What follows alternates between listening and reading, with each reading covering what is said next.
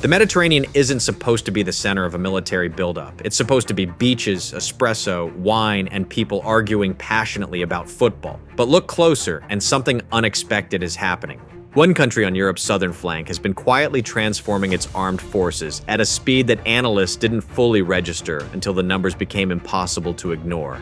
While Germany struggled through procurement debates and Poland bought tanks faster than they could paint them, another military was expanding across every domain: land, sea, air, cyber, and space, almost without headlines. And the surprise isn't that this buildup is happening. The surprise is that barely anyone outside defense circles noticed. Before anyone thinks this is hyperbole, the data is straightforward. According to Italy's official 2025 budget documents, defense spending reached around 35.4 billion euros, roughly 1.57% of GDP. That isn't breaking NATO records, but it is part of a consistent upward trend that hasn't slowed down for years. Defense analysts in Europe have pointed out that Rome has been raising its budget in small, steady increments, increases that avoid public backlash while still pushing the armed forces toward the NATO minimum of 2% by around 2028 to 2030. What almost no major news outlet highlighted is that long-term internal planning documents reported in Italian parliamentary defense hearings include ambitions to gradually approach 3%, even 5% of GDP by the mid-2030s. It's not a short-term surge, it's a long-term transformation. The story, however, doesn't just start with budgets and spreadsheets. To understand this rearmament fully, you have to zoom out beyond procurement lists and look at what is actually happening around the peninsula, the geopolitical shifts that make this buildup not just logical, but almost unavoidable. For decades, the Mediterranean was treated as a quiet corner of Europe's periphery, a place where NATO ran naval drills and tourists ran up bar tabs. But in the last 10 years, it has turned into one of the most contested bodies of water on Earth. According to reports from the European External Action Service, the region has become a convergence point for four major strategic pressures: Russian influence operations, Chinese economic expansion, Middle Eastern rivalries, and the instability radiating from North Africa. For a country sitting right in the center of this, neutrality isn't an option. You either shape events or events shape you. Start with North Africa. Libya, once a relatively stable, if authoritarian state, collapsed after 2011, creating a vacuum that has never really closed. Italy was deeply involved in Libya's economy and energy sector, with ENI operating some of the most important gas fields and pipelines feeding into Europe. When the Libyan state fell apart, Rome suddenly faced a security nightmare: armed militias, rival governments, jihadist groups, and foreign powers carving out their own zones of influence. Russia and Turkey both established military footholds during the Libyan civil war, and UN weapons monitoring missions documented sophisticated foreign drones, advisors, and mercenaries operating essentially on Italy's maritime doorstep. For Rome, this isn't some distant geopolitical chessboard. It is a direct challenge to national interests. Studies from Italian think tanks like CSI have repeatedly emphasized that successive governments, regardless of ideology, treat Libyan stability as a vital interest. That goes a long way to explaining why Italy has been reinforcing its expeditionary and amphibious capabilities. If a crisis escalates, they want to be able to deploy across the Mediterranean in hours, not weeks. Then there is the energy dimension. Europe relies heavily on gas pipelines crossing North Africa and the eastern Mediterranean. The Transmed pipeline running from Algeria and Tunisia into Italy is one of the most critical energy arteries leaving the African continent. According to ENI's own figures, a significant share of Italy's natural gas, and an even larger share since Russia's full-scale invasion of Ukraine, flows through this corridor. Protecting these routes requires more than diplomatic notes. It demands naval strength, air surveillance, and the ability to deter state and non-state actors who might threaten them. It's not about prestige, it's about keeping the lights on. Move east and the picture doesn't get calmer. The eastern Mediterranean has become a hot spot where Turkey, Greece, Cyprus, Egypt, and Israel are locked in complex disputes over maritime borders, drilling rights, and military influence. NATO reports and UN maritime briefings have repeatedly warned that tensions in these waters could spiral dangerously. Italy, as one of the EU's largest naval powers and a key stakeholder in regional energy projects, has quietly positioned itself as a stabilizing but capable actor. That requires a navy that can operate in contested waters, escort energy vessels, and conduct maritime patrols far from home ports.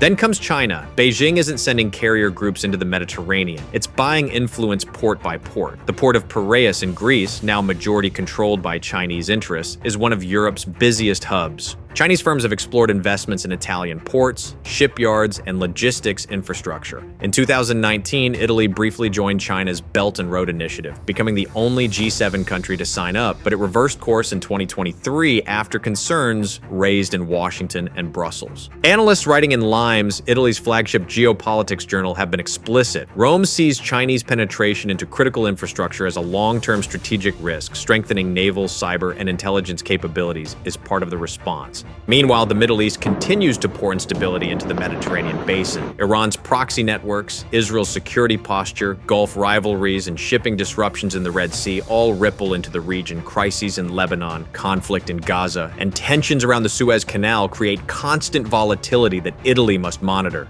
The Italian Navy already participates in EU and NATO missions in the Red Sea, the Gulf of Oman, and off the Horn of Africa. Those deployments do not look like the work of a small coastal navy. They look like the behavior of a state that is gearing up to be a serious regional security provider. And it's not just what happens abroad. There are powerful forces inside Italy pushing this modernization forward as well. The first is political consensus. For all the chaos stereotypes about Italian politics, defense spending has quietly become one of the few areas where there's broad agreement. Parliamentary debates and defense reviews show that a combination of Russian aggression, Mediterranean instability, and energy insecurity has nudged even traditionally skeptical parties toward accepting higher defense outlays. Surveys by Italian pollsters like Ipsos have found growing support for NATO membership and rising concern about migration and regional instability. People aren't suddenly cheering for militarism, they're simply more aware that the world outside the peninsula has become rougher. The second internal driver is industry. Italy's defense sector is far larger and more advanced than many casual observers realize. Leonardo is one of Europe's premier aerospace and defense companies, producing helicopters, radars, electronics, drones, and aircraft components.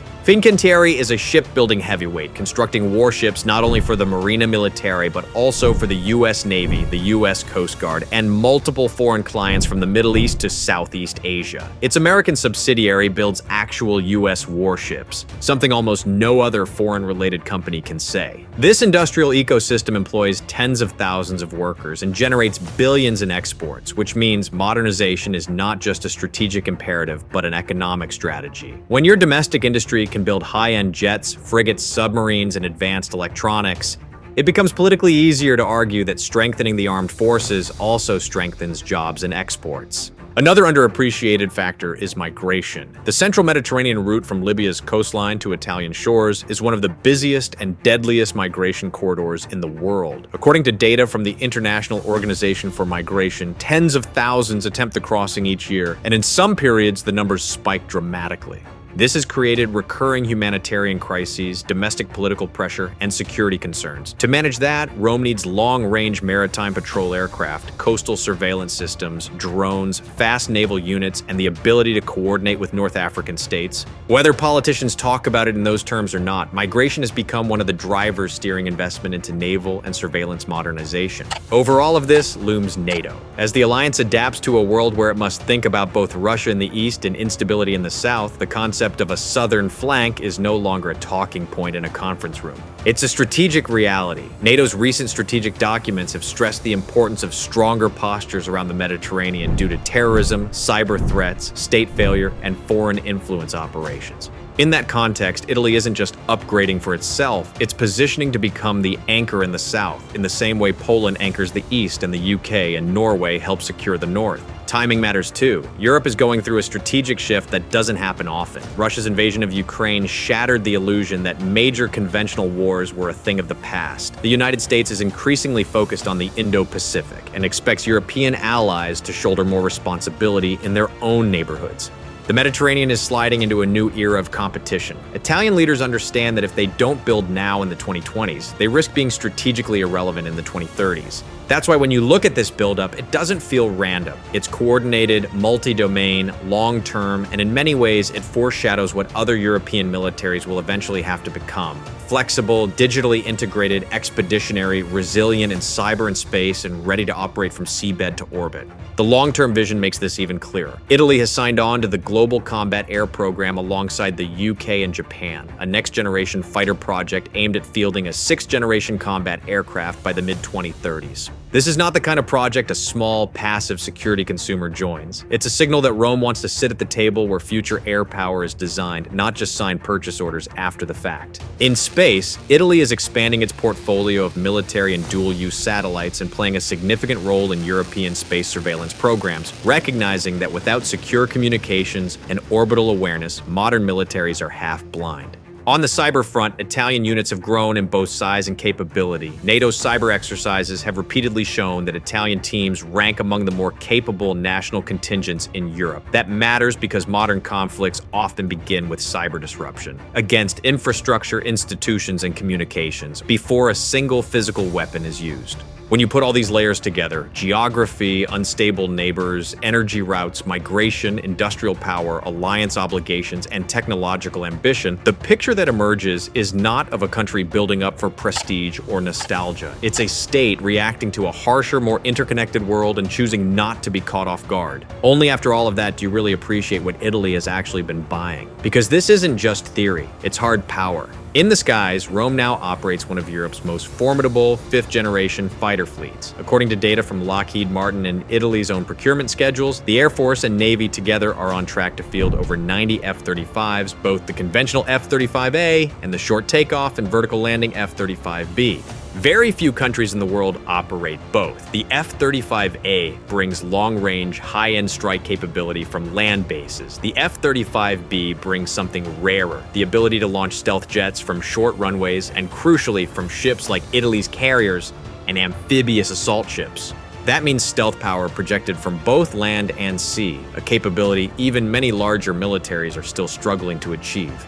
Those jets don't fly in isolation. They plug into upgraded Eurofighter Typhoons, high-end training aircraft like the M346, expanding drone fleets, and electronic warfare pods designed with Ukraine's lessons in mind. Leonardo, the Italian aerospace champion, has been busy building one of Europe's most advanced drone-compatible, sensor-rich air ecosystems. Italy didn't just sign a big fighter contract and call it a day. It has been building the command, control, and electronic backbone needed to make those jets matter in a high-tech war. At sea, the transformation is just as striking. The Italian Navy is now one of the most modern and balanced fleets in Europe. Jane's Defense and multiple NATO maritime reports highlight that Italy fields two aircraft-capable capital ships, the carrier Cavour and the amphibious assault ship Trieste. Trieste, displacing around 33,000 tons, is designed to operate F-35Bs, helicopters, drones, landing craft, and command systems. Only a handful of navies can operate a ship like that. Fewer still can integrate it into a full carrier amphibious strike group. Supporting these flagships is a roster of high-end surface combatants. FREM frigates are widely regarded as among the best multi-role and anti-submarine platforms in the world. The new PPA class, while officially patrol vessels, are in reality modular, heavily armed ships that can be fitted for missions ranging from constabulary duties to full combat.